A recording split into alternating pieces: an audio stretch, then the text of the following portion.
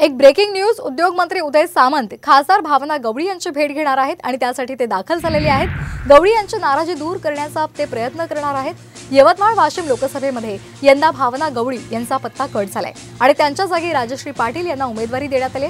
त्यामुळे गवळी नाराज असल्याची चर्चा होती आणि त्यांची नाराजी दूर करण्यासाठी आता उदय सामंत पोहोचलेले आहेत।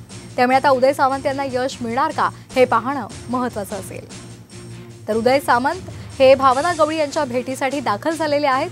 भावना गवळी यांची नाराजी दूर करण्याचा ते प्रयत्न करणार आहेत।